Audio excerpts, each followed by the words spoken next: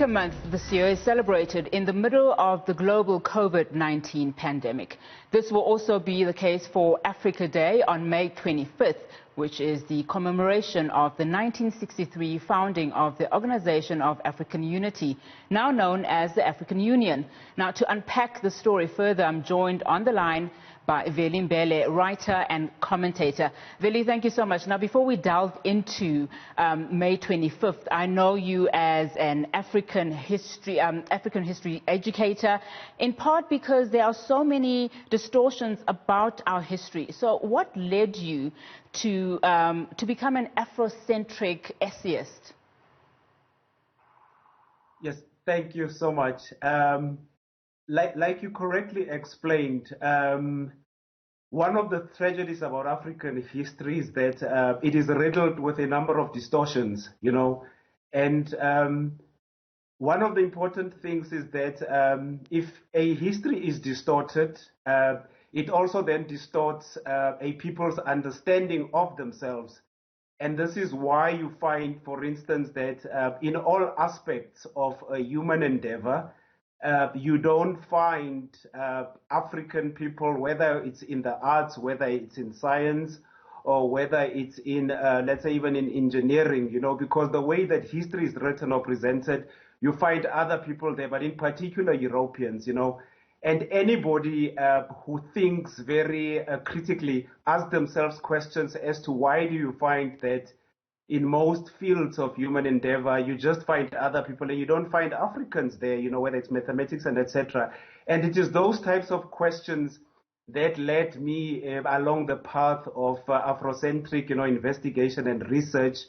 And it made me curious. And I came to discover that actually there was a deliberate project to exclude African people from history. And in fact, to present African people as people who have no history, you know, or any contribution to human civilization, when in fact, the contribution of African people to world or human history is unparalleled, you know. So it was really those types of questions that when I interacted, for instance, with my history books in high school, the manner in which Africans were portrayed in those history books, where they were portrayed as savages, or people who were of a lesser intelligence or IQ.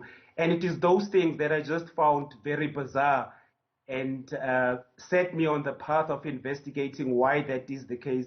And thus now today you find scholarship that is called Afrocentric scholarship, which essentially means to look at phenomena through the experience of the African people, where African people and their experiences are at the center of all phenomena. Now, as an essayist, what are some of the challenges that you found that are lacking and missing about our history?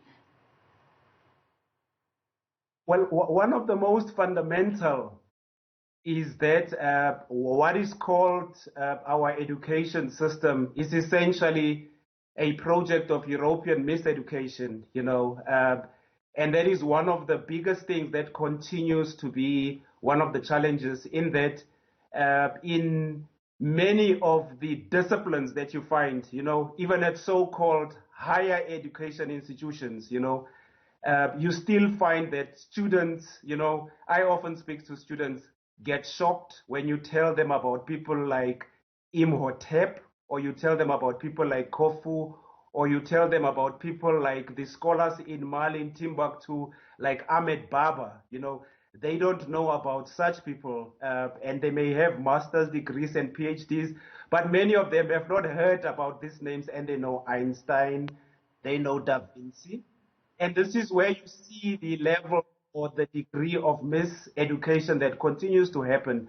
But also, if you look at what is classified as the mass media, the images that the mass media, whether it's television, continues to emit and continues to expose our country.